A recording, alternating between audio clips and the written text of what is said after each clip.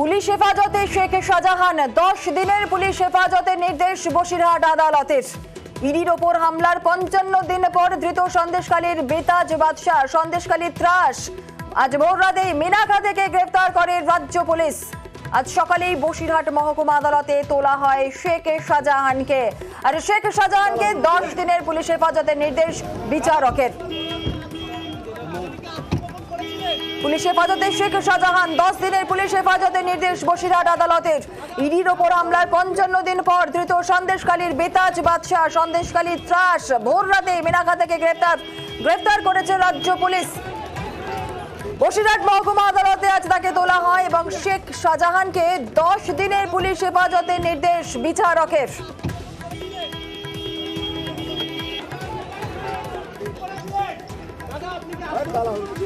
Police হেফাজতে শেখ শাহজাহান 10 দিনের police হেফাজতে নির্দেশ বসিরহাট আদালতের।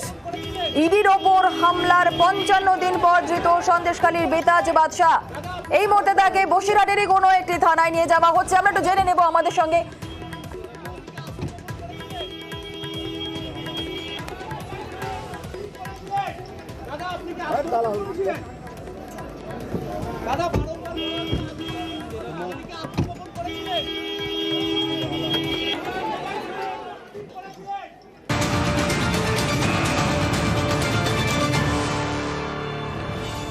আর এই মুহূর্তে আরো একটি ব্রেকিং নিউজ ধরা পড়ার পরে হাইকোর্টে শেখ শাহজাহান সন্দেশখালীর বেতাজ বাদশাহ হাইকোর্টে শেখ শাহজাহান হাইকোর্টের পর্যবেক্ষণ নিয়ে আবেদন শেখ শাহজাহানের।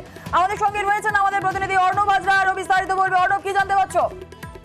দেখো, গ্রেপ্তার হয়ে শেখ শাহজাহান তার আইনজীবী সব্যসাচী বন্দ্যোপাধ্যায়ের মাধ্যমে প্রধান বিচারপতি ডিভিশন বেঞ্চে দ্বারস্থ হলো এবং দুদিন আগেই নিম্ন আদালতে ইডি আদালতে তার জামিনের আবেদন খারিজ হয়েছে এবং নিম্ন আদালত যে ধরনের পর্যবেক্ষণ রেখেছে এবং গতকাল প্রধান বিচারপতি ডিভিশন বেঞ্চ যে ধরনের পর্যবেক্ষণ রেখেছে শেখ শাহজাহান নিয়ে, সেগুলো নিয়ে দৃষ্টি আকর্ষণ করে আদালতের দ্বারা হস্তক্ষেপ তারা প্রার্থনা করে এবং এই জায়গায় কার্যত স্ট্রেট ব্যাটে প্রধান বিচারপতি যেভাবে শেখ শাহজাহানের আইনজীবীকে আদালত থেকে উড়িয়ে ছক্কা আঁকিয়েছেন তা বলাই বাহুল্য। তিনি বলেছেন যে এই ধরনের মানুষ অর্থাৎ শেখ শাহজাহানের মতো ব্যক্তির জন্য আদালতের কোনো সিম্প্যাথি সমবেদনা নেই। আগামী 10 বছরের জন্য প্রস্তুত থাকুন, 4 থেকে 5 জন জুনিয়র আইনজীবীকে নিয়ে দল তৈরি করুন এবং সেই দলকে নিয়ে আগামী 10 বছর আপনাদের ব্যস্ত থাকতে হবে। এই আদালত জানিয়েছে রাজ্যের অ্যাডভোকেট জেনারেল 43টা মামলা আপনার বিরুদ্ধে রয়েছে, 42টাতে চার্জশিট রয়েছে, কাজেই আপনার আরো অনেক কাজ থাকবে, সেগুলো নিয়ে ব্যস্ত থাকুন। আদালতে প্রধান বিচারপতি ডিভিশন বেঞ্চের বিচারপতি জানাচ্ছেন, প্রধান বিচারপতি বলছেন এই ধরনের মানুষের জন্য আদালতের কোনো সিম্প্যাথি নেই, আপনাদের কোনো জরুরি আবেদন আদালত শুনছে না। সোমবার মামলার শুনানি হবে, সেখানে আপনাদের কোনো বলার বক্তব্য থাকলে আপনারা বলতে পারেন। এবং এক্ষেত্রে আরো একটা বিষয় সামনে আসে, প্রধান বিচারপতি তার আইনজীবীর উদ্দেশ্যে বলেন, ও তার মানে আপনার জন্য তো আপনারা অপেক্ষা করছিলাম, আপনি তাহলে সেই ব্যক্তি যিনি ওকালতনামা ফাইল করছিলেন শেখ শাহজাহানের হয়ে, তাহলে শেখ শাহজাহান কোথায় রয়েছেন, কি করছিলেন এতদিন, তার হোয়ার অ্যাবাউট অর্থাৎ এর বিস্তারিত আপনি জানেন। আপনারা যান, আদালতের আরো অনেক কাজ রয়েছে। সোমবার দিন মামলার যখন শুনানি আসবে নির্ধারিত সময় দুপুর 2টো, সেই সময়তেই আদালত শুনানি করবে। এই মানুষের জন্য কোনো সিম্প্যাথি আদালত দেখাবে না এবং ঘুরিয়ে প্রধান বিচারপতি টি.এস. শ্রীবাস্তব যে বার্তাটা দিলেন তার এক কথায় অর্থ হলো আগামী 10 বছর অর্থাৎ তিনি যে অপরাধ করেছেন তার জন্য 10 বছর তাকে যে জেল, অর্থাৎ সরাসরি কথাটা প্রধান বিচারপতি বলেননি, 10 বছর ব্যস্ত থাকতে হবে, অর্থাৎ 10 বছর তার জামিন পাওয়া কি যাবে না যাবে না, এই প্রশ্নটা ঘুরিয়ে তুলে দিলেন মন্তব্য করে। কাজে সব মিলে শেখ শাহজাহান গ্রেপ্তার হয়েছেন লেট নাইট না ভোরবেলা সেটা তার আইনজীবীও জানেন না, আদালতের দৃষ্টি আকর্ষণ করে বললেন। প্রধান বিচারপতি কার্যত তাকে খালি হাতে ফিরিয়ে সোমবার দিন মামলার যে স্বতঃপ্রণোদিত কলকাতা হাইকোর্ট যে মামলা করেছে সেই মামলা শুনানির সঙ্গে তিনি তার বক্তব্য বলতে পারেন এমনটা পরামর্শ আকারে দিলেন। সব মিলিয়ে শেখ শাহজাহান কলকাতা হাইকোর্টে কিন্তু ব্যাকফুটে, তা বলাই বাহুল্য। এবং যেভাবে নিম্ন আদালত অর্থাৎ ইডি আদালত তার জামিনের আবেদন খারিজ করেছে, আগামী দিনে কলকাতা হাইকোর্টও থেকে তার জামিনের আবেদন খারিজ হবে, তাই প্রধান বিচারপতির শরীরী ভাষা মন্তব্য থেকে এক প্রকার স্পষ্ট হয়ে যাচ্ছে। একেবারে অর্ণব, অর্থাৎ শেখ শাহজাহান এখন তাহলে ব্যাকফুটে বলাই যায়। গ্রেফতার হয়েই প্রধান বিচারপতি ডিভিশন বেঞ্চের দ্বারস্থ হয়েছেন শেখ শাহজাহান। আর শাহজাহান সম্পর্কে আদালতের পর্যবেক্ষণ নিয়ে দৃষ্টি আকর্ষণ শেখ শাহজাহানের আইনজীবী তিনি সব্যসাচী বন্দ্যোপাধ্যায়। আরো একবার একটু জেনে নেব আজকে এই ঠিক কোর্ট রুমেতে শেখ শাহজাহানের আইনজীবীটিকে কি আবেদন করেছিলেন অর্ণব?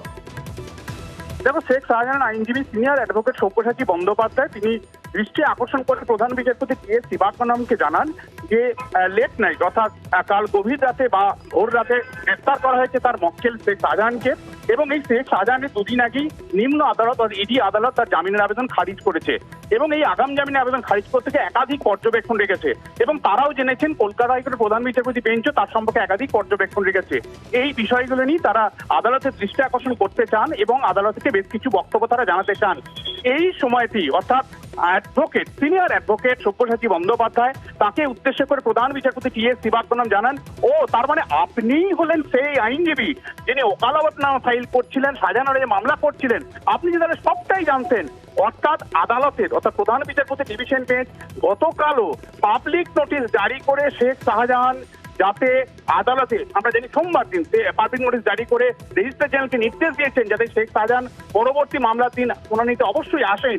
সেই শাহজাহানের আইনজীবী গ্রেপ্তার হতেই সরাসরি প্রধান বিচারপতি ডিভিশন বেঞ্চে ছুটলেন এবং বললেন এই শেখ শাহজাহানের জন্য কোনো সিম্প্যাথি হাইকোর্টের নেই, কলকাতা হাইকোর্টের নেই। অর্থাৎ শাহজাহানের যে কীর্তি, সেই কীর্তি এখন সংবাদ মাধ্যমের সূত্রে প্রধান বিচারপতি এবং তার মামলার সূত্রে তিনি অবগত হয়েছেন এবং এই ব্যক্তিকে নিয়ে কোনো সিম্প্যাথি হাইকোর্ট দেখাচ্ছে না এবং তিনি তার বক্তব্য সোমবার দিন মামলার নির্ধারিত যে সময় রয়েছে শুনানির সময় সেখানে এসে বলতে পারেন এবং একই সঙ্গে পরামর্শ দেন, কিছুটা ঠাট্টা ছলেও বলতে পারো যে আগামী 10 বছরের জন্য প্রস্তুত থাকুন 4-5 জন জুনিয়র আইনজীবী নিয়ে। অর্থাৎ শেখ শাহজাহানের যে কীর্তি, সেই কীর্তিতে তিনি যে আইনি যে কাজ, আইন ভেঙে যে কাজ করেছেন তার জন্য 10 বছর যে মামলা মকদ্দমার মধ্যেই তাকে কাটাতে হবে সেই পরামর্শটা পরোক্ষে দিয়ে দেন প্রধান বিচারপতি।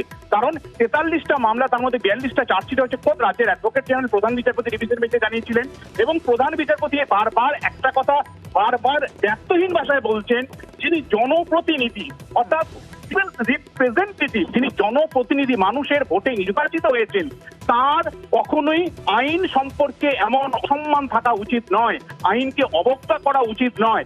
আইনকে যিনি অবজ্ঞা করেন আর একজন জনপ্রতিনিধি হয়ে গেলেই তার আইনকে অবজ্ঞা করার অধিকার জন্মায় না বা তাকে সেই অনুমতি বা লাইসেন্স কেউ দেয় না।